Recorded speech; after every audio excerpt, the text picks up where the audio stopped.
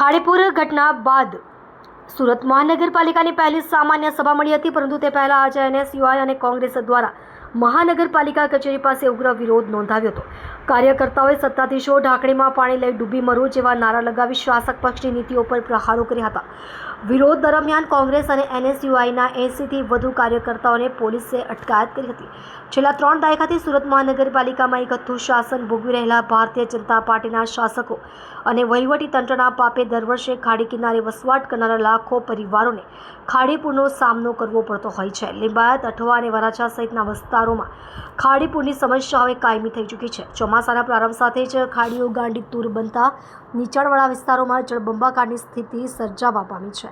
3 થી 5 દિવસ સુધી ખાડીપુરના પાણી ન ઓસરતા સેંકડો પરિવારોની સ્થિતિ દયનીય બની જવા પામતી હોય છે। હાલમાં જ ખાડીપુરના કારણે 5 દિવસ સુધી પાણી ન ઓસરતા લોકોમાં ભારે આક્રોશ જોવા મળ્યો હતો। ખાડીપુરને અટકાવવા ધરાર નિષ્ફળ રહેલા શાસકો દ્વારા અત્યાર સુધી આ સમસ્યા અંગે મગનું નામ મરી પાડવામાં આવ્યું નથી। જોકે હવે લોકોમાં ભારે રોષને જોતા શાસકો દ્વારા ખાડીપુરને અટકાવવા માટેની તજવીજ હાથ ધરી છે। બીજી તરફ આજે સવારે સુરત શહેર કોંગ્રેસ દ્વારા મુગલીસરા ખાતે ભારે વિરોધ સાથે ભાજપના શાસકો વિરુદ્ધ સૂત્રોચ્ચારો કર્યા હતા। ખાડીપુર માટે જવાબદાર શાસકો ઢાંકણીમાં પાણી લઈને ડૂબી મરે સહિતના સૂત્રોચ્ચારોને લીધે રસ્તા પરથી પસાર થયેલા નાગરિકોમાં પણ ભારે કૌતૂહલ જોવા મળ્યું હતું। સ્માર્ટ સિટીની વાતો કરતા શાસકો સુરતમાં ખાડીપુરને અટકાવી શકવામાં ધરાર નિષ્ફળ ગયા હોવાનું જણાવી કોંગ્રેસી કાર્યકરો દ્વારા પ્રી મોન્સૂન કામગીરીના નામે કરોડો રૂપિયાનું આંતરણ કરવામાં આવતું હોવાના આક્ષેપ પણ કરવામાં આવ્યા હતા।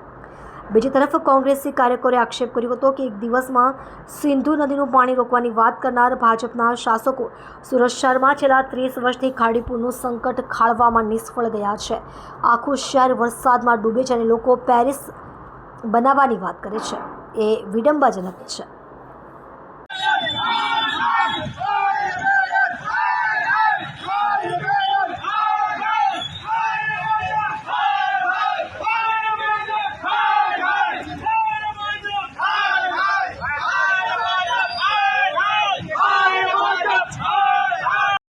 હું ફૈઝલ રંગોની, સુરત શહેર યુથ કોંગ્રેસ મહામંત્રી।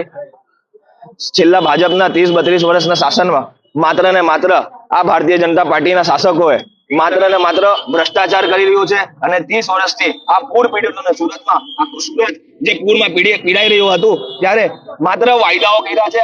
એસએમસીના દરવાજા આજે સામાન્ય સભાના પહેલા વિરોધ કરવામાં આવ્યો અને પાણીના ઢાંકણમાં ડૂબી મરો એવી રીતે ઢાંકણ લઈને પાણી લઈને આજે આવ્યા હતા અને વિરોધ પ્રદર્શન કર્યું છે અને અમારું વિરોધ નોંધાવ્યું।